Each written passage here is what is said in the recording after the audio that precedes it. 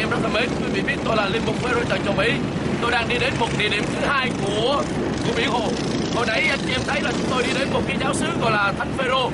Bây giờ chúng tôi đi đến từ Thánh Phêrô đến địa bàn này cách nhau khoảng chừng 30 km từ địa bàn của giáo xứ Thánh Phêrô đến địa bàn của giáo xứ Thánh An Tôn. Anh chị em thấy những xung quanh này những con người Việt Nam đang sống trên sông nước, khoảng chừng 600 hồ người Việt Nam, thì khoảng chừng 3.000 người anh chị em, 3.000 người sống rải rác trên sông nước như thế này. Thì anh chị em thấy cuộc đời của họ gặp nhiều khó khăn. Kính thưa anh chị em rất thân mến, anh chị em thấy những cái số quà tiền thương của anh chị em giờ đây chúng tôi mang đến tận đây tận nơi cho biết bao nhiêu mảnh đời bất hạnh, bệnh tật còn nghèo đói hơn chúng ta nhiều. Cho nên anh chị em phải cảm tạ Thiên Chúa đã cho chúng ta được sống bên nước ngoài, đã cho chúng ta sống tại mảnh đất nước Việt Nam. Bởi vì cha có cảm giác những người Việt Nam sống tại mảnh đất Campuchia còn nghèo đói khổ cực hơn gấp bao nhiêu lần người Việt tại Việt Nam đó. Nhưng họ cũng là người Việt Nam, chúng ta cũng là người Việt Nam, cho nên chúng ta phải tạ Thiên Chúa đã cho chúng ta biết bao nhiêu hồng ân, để từ đó chúng ta phải tỉnh thức để mà chúng ta chia cơm xẻ áo cho biết bao nhiêu người còn thiếu thốn hơn chúng ta đó. Anh chị em thấy đây là cuộc sống của những người Việt Nam của chúng ta.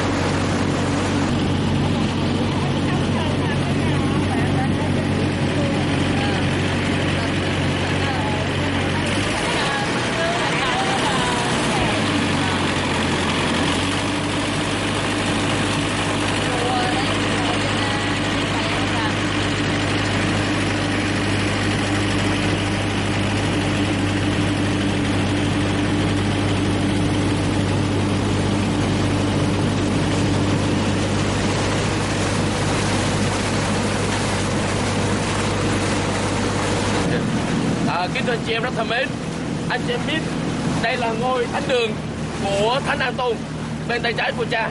Anh chị em thấy nhìn thánh giá màu trắng và cái sàn bằng gỗ đó bên tay trái của cha đó. Và tất cả những người Việt lương giáo đều sống xung quanh khoảng chừng 3.000 con người. Anh chị em thấy không? Một cái số lượng người rất là lớn. Và đây là những người Việt Nam đó, sống xa quê hương đó. Họ sống lệ thuộc từ những cái con cá dưới sông để mà sống còn, và cái cuộc sống của họ rất là bấp bênh, không thấy gì một cái gì tương lai sáng ngời hết, chỉ biết sống những giây phút hiện tại của họ mà thôi. Cho nên anh chị em phải cầu nguyện cho họ nhiều để họ vượt qua tất cả những gì khó khăn trong cuộc sống của họ, nhất là bệnh tật, nghèo đói, rồi những bất hạnh khác nữa đó. Đây là ngôi thánh đường chúng tôi sắp sửa tới đó.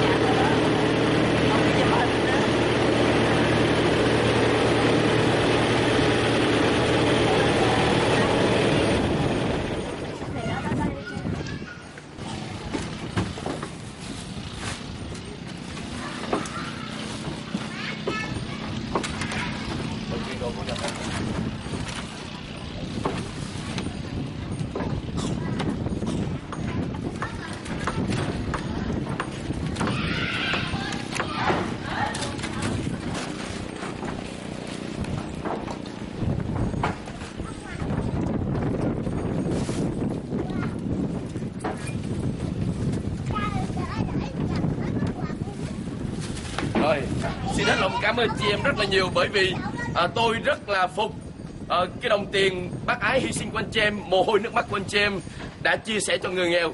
Và tôi cũng là một người rất là diễm phúc để mang cái số quà tình thương của anh chị em đến cho nhà thờ Thánh An-tô. Xin hết lòng cảm ơn anh chị em.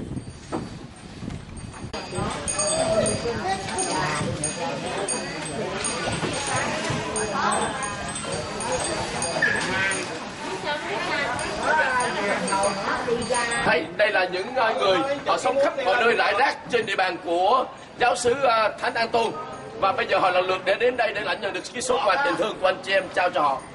Rồi mời bác vào. Lấy 10 kéo đi. Rồi đi từ từ, đi từ từ. Đi từ từ bác.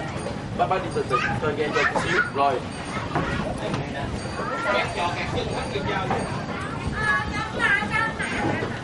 Rồi, cuộc đời ngắn ngủi.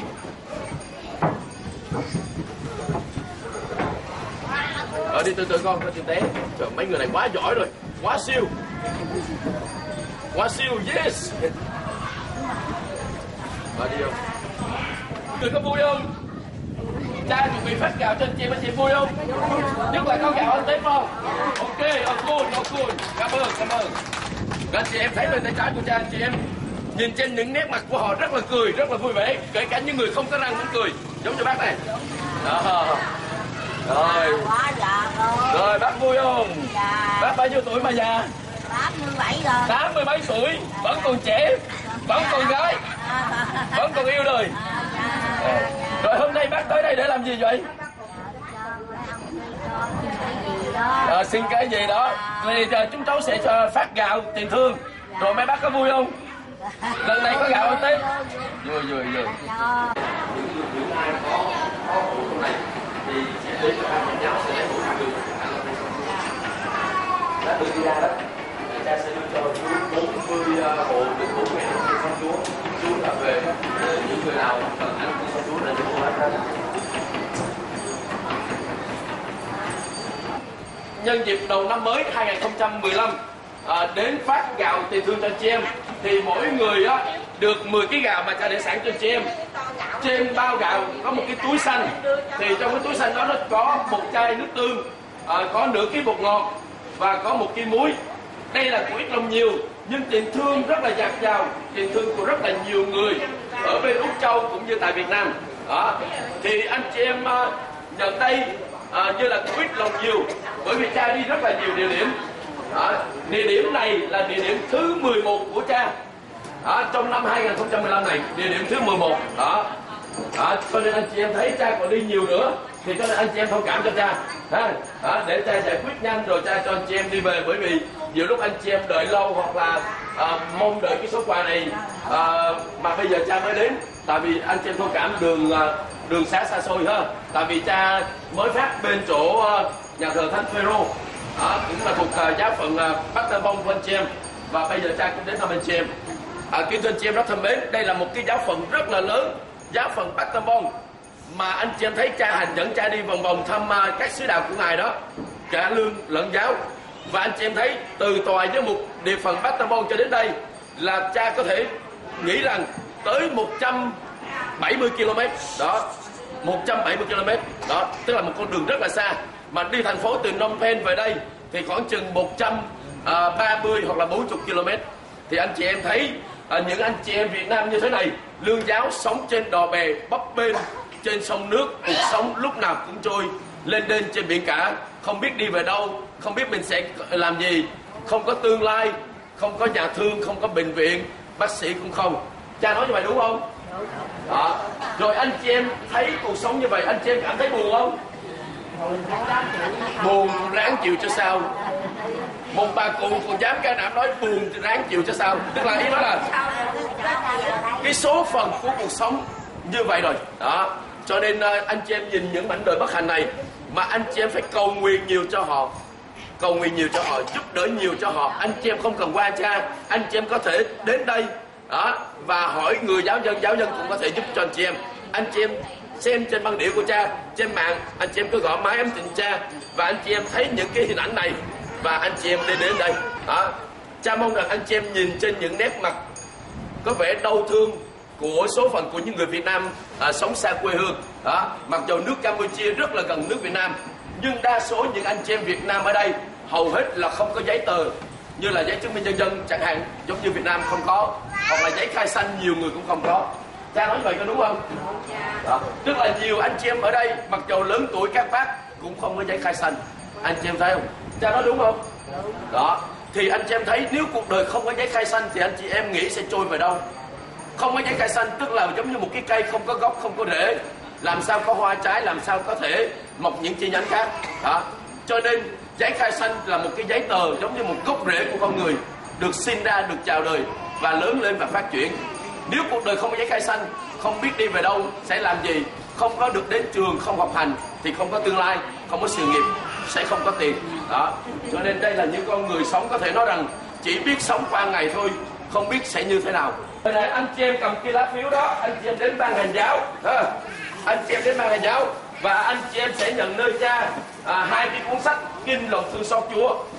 Nhưng anh chị em phải đọc giống như một cái lời thánh, một cái sự tôn kính và nghiêm trang.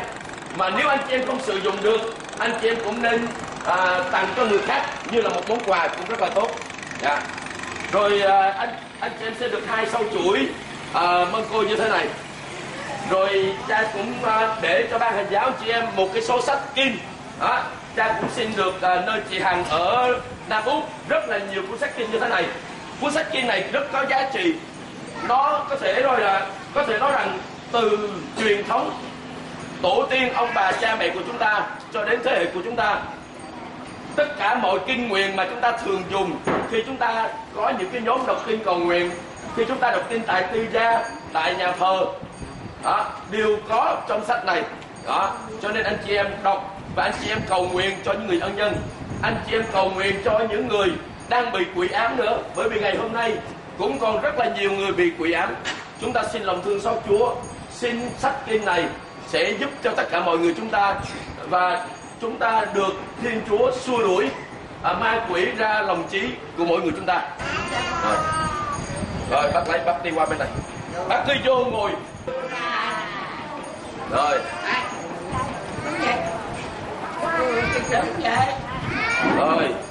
Rồi cứ đi đi.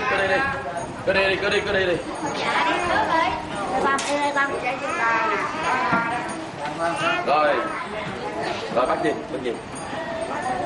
Anh chị em biết đây là hoàn toàn những người bất hạnh trong một cái làng, gọi là cái làng đi sông nước, gồm có 3.000 con người mà chúng tôi chỉ lựa có 40 phần thôi. Thì anh chị em thấy những người này rất cần nhu cầu cần thiết. Rồi cảm ơn bác. Rồi mời bác.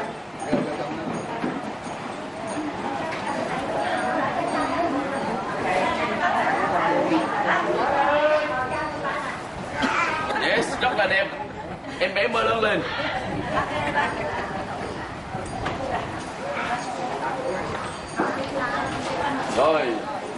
Rồi mời bác nhìn kìa.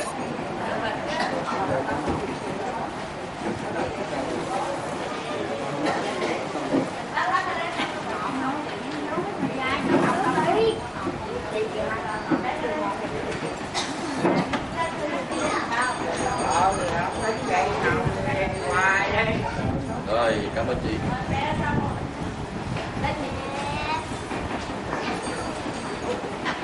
Rồi, cảm ơn.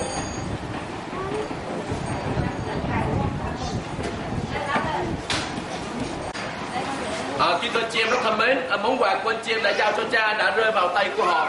Và anh chị em nhìn trên những nét mặt của những người anh chị em Việt Nam lương giáo sống trên thuộc giáo xứ của Thánh An Tôn trên đò bè của biển Hồ, anh chị em thấy họ rất là vui.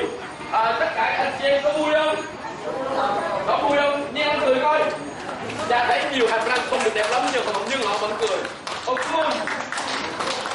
Rồi anh chị em vỗ tay thật là lớn để cảm ơn tất cả những người ân nhân dùm cho cha.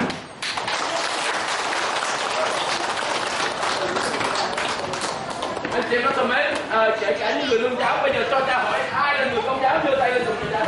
Ai là người công giáo đưa tay lên? Công giáo, người có đạo đó. Người công giáo á, người đến đây đi lễ, đến chặt này đi lễ đó. Anh chị em thấy cái tỷ lệ cứ giơ lên cho cha. Anh chị em thấy những người giơ tay là những người công giáo thì có thể nói rằng một nửa công giáo và một nửa không phải là người công giáo.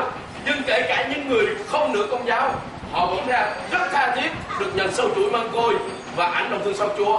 Đó, anh chị em thấy đó là một cái niềm vui. Anh chị em rất thân mến, anh chị em hỏi thầy xuống đi. 40 hộp của anh chị em á, cha còn cho anh chị em mỗi người một tấm ảnh lòng thương xót Chúa nữa, một tấm ảnh khỏi chừng A3, cái ảnh A3 cỡ này. Và anh chị em lát nữa cha sẽ đưa ra rồi. Và bây giờ này, chúc thịnh năm mới, chúc anh chị em này một lần nữa nhiều sức khỏe, bình an nhiều ơn Chúa. Cái món quà tình thương này là để một cái cử chỉ biểu lộ để cho anh chị em có một cái cảm giác, một cái niềm vui để chúng ta ăn Tết. Mặc dầu anh chị em không được về thăm quê hương, không được sống với những người thân tại Việt Nam để cùng ăn Tết với những người tại quê hương Việt Nam, nhưng anh chị em luôn luôn nhớ rất là nhiều người thương yêu và cầu nguyện cho anh chị em, đồng hành với anh chị em trong cuộc sống. Cho nên rất là nhiều người quan tâm, giống như cha đại diện cho bao nhiêu người tới đây là biểu lộ cái hành động là cha, và rất là nhiều người quan tâm đến anh chị em. Anh chị em hiểu không? Rồi anh chị em hiểu rồi bây giờ anh chị em biết những cái sâu chuỗi anh chị em đeo đó chưa làm phép, thì bây giờ anh chị em giơ lên dùng cho cha, rồi giơ cả cái sắc lòng thương xót Chúa nữa, rồi cha sẽ làm phép cho. Và anh chị em phải thờ phượng và dùng sâu chuỗi lòng thương xót Chúa một cách nghiêm trang hơn, rồi anh chị em sẽ được lòng thương xót Chúa, và mẹ Maria sẽ luôn luôn đồng hành với anh chị em trong những nỗi khổ đau bất hạnh trong thân xác của anh chị em, và kể cả mặt tinh thần của anh chị em đang thiếu thốn nữa. Đó. Thưa ban ngành giáo, như là một cái giáo xứ như thế này này, là bao lâu có một thánh lễ Việt Nam? Ở đây thì hiếm có. Như là bao lâu có một thánh lễ Việt Nam? Là không có kho xuống. Bao lâu là lâu bao lâu? Như là 1 tháng, 5 tháng, 2 tháng, 1 năm luôn hả? Không có thánh lễ ở đây. Bằng tiếng Campuchia, mà bằng tiếng Campuchia bao lâu có một lần thánh lễ? 1 tuần 1 lần. Còn thánh lễ Việt Nam là có thể nói rằng trong 1 năm qua không có. Anh chị em thấy không? Tức là những người Việt Nam, nhất là các bác lớn tuổi, hồi nãy anh chị em nhìn thấy đó, rất khao khát có một thánh lễ Việt Nam. Họ 1 tuần có một thánh lễ thôi, bằng tiếng Campuchia. Đa số tất cả các linh mục trên địa bàn của nước Campuchia gồm có ba giáo phận Phnom Penh, Kampong Cham và Battambang. 3 giáo phận này các linh mục hầu hết là người Tây phương, không anh? Và có 3 đức giám mục 3 địa phận cũng là người Tây phương.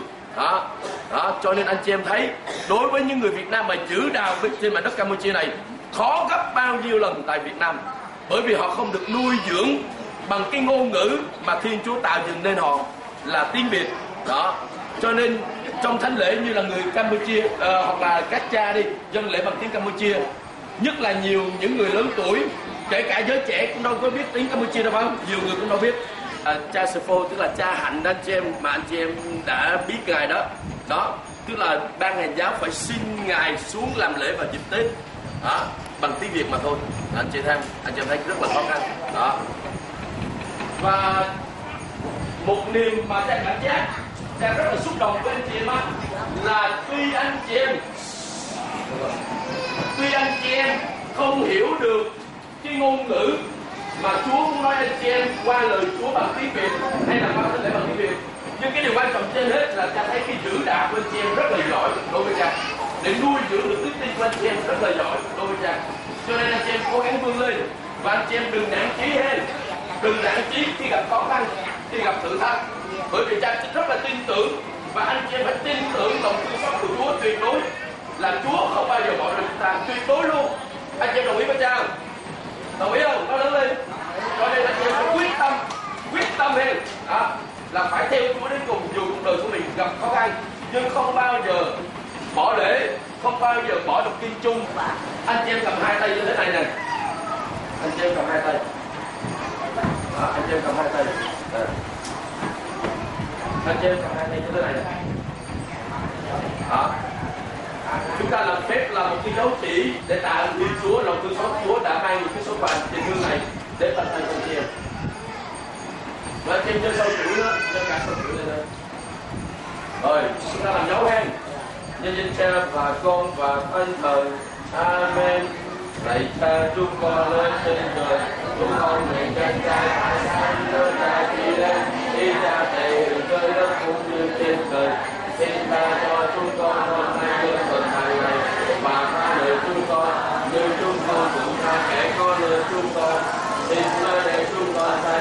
cam dỗ, những cư chúng con cho mọi sự giữ. Amen. Ơn phù trợ chúng con ở nơi danh Chúa là thân tao thành trời đất. Chúa cùng anh chị em và ở cùng cha. Chúng ta hãy dâng lời cầu nguyện.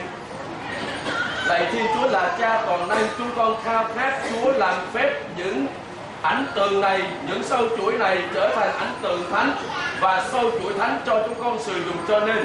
Và xin Chúa chúc lành cho những người này, những người công giáo cũng như không công giáo, luôn luôn cảm nhận được nhiều tình yêu của Thiên Chúa qua sử dụng kim lòng thương xót Chúa và qua lần chuỗi mân côi cũng giống như lần chuỗi lòng thương xót Chúa.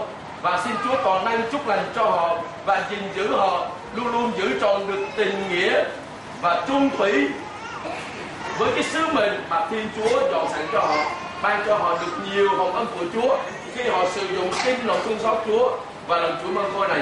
Chúng con cầu xin nhờ Đức Kitô Chúa chúng con. Amen. Nhân danh Cha và Con và Thánh Thần. Amen. Ok. Kính thưa anh chị em rất thân mến, giờ đây ban hành giáo muốn có đôi lời đại diện cho tất cả mọi người trong giáo họ Thánh An Tôn, có đôi lời cảm ơn đến anh chị em là những người góp công, góp của, góp sức, đó là đồng tiền, mồ hôi, nước mắt của anh chị em mà Cha đã mang tới cho giáo họ. Mời ban hành giáo. Con xin thay mặt giáo sứ Thánh An Tôn, con xin thay mặt các lời cha rất nhiều con ở đây, và con cũng xin cảm ơn các người dân giúp đỡ mang lại các thông tin này rất hỗ trợ về một số và tinh thần lãnh đạo cho họ được tới. Con xin cảm ơn các bác và các em đến đây để làm một chút để làm một chút nào tuyệt vời, hay quá, cảm ơn. Anh chị em thấy có một cái hay mà ban hành giáo vừa mới nói là cái của ăn này tuy chúng ta nghĩ rằng đó của ăn thể xác, nhưng đối với ban hành giáo đó là của ăn tinh thần rất là nhiều, phải không? Rồi xin hết lòng cảm ơn chị em. Giờ đây Cha phải cho tất cả mọi con người này để đi về, bởi vì họ trèo những chiếc xuồng rất là xa để đến nhà thờ này để nhận cái số quà của anh chị em, giống như tình yêu của Thiên Chúa đang phát những cái của ăn thiêng liêng trong nhà thờ mà còn phát những của ăn thể xác cho họ mang về nữa, giống như Chúa Giêsu đã làm phép lạ gói bánh ra nhiều, nuôi dưỡng bao nhiêu ngàn con người ăn no nê mà còn dư thừa nữa đó. Cho nên chúng ta phải tin tưởng vào quyền năng của Thiên Chúa. Xin Chúa làm phép lạ thánh hóa cuộc đời của chúng ta để mỗi người chúng ta cũng biết chia sẻ những gì chúng ta có cho những người kẻ may mắn hơn chúng ta. Một lần nữa xin hết lòng cảm ơn chị em. Ôi chào anh chị em. Anh chị em rất thân mến, anh chị em nhìn thấy cái cảnh của những người Việt Nam sống trên đò bè khắp mọi nơi của biển Hồ đến đây để lãnh những cái số quà tình thương này. Anh chị em thấy cái hành động, cái cuộc sống của họ rất là khổ, anh chị em rất là khổ. Rồi chào mọi người hen.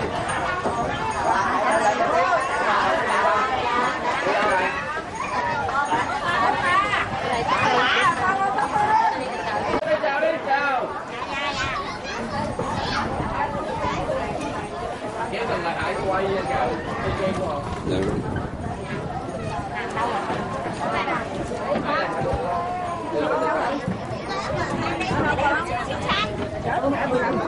Rồi chào hết. Chào đi. Rồi chào.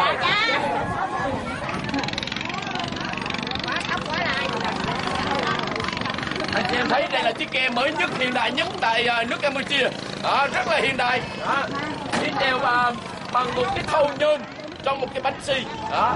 Chào con, chào đi. Giỏi chưa? Ai có ghe cũng được một bao gạo, và những người đó không có ghe cũng được bao gạo. Ok, chiếc ghe đời mới chưa? Rồi chào. Đến đây chào đi, chào. Vui không? Họ rất là vui anh chị em. Rồi chào. Cảm ơn cha ơi, cha thương các con nhiều lắm.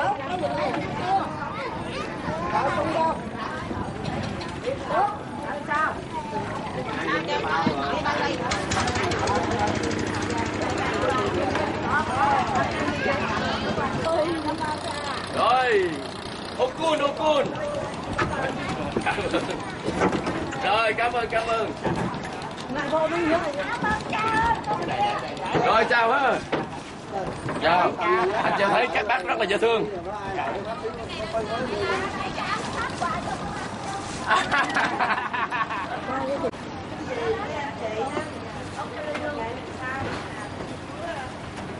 Ủa bà hai rồi xuồng bà đâu?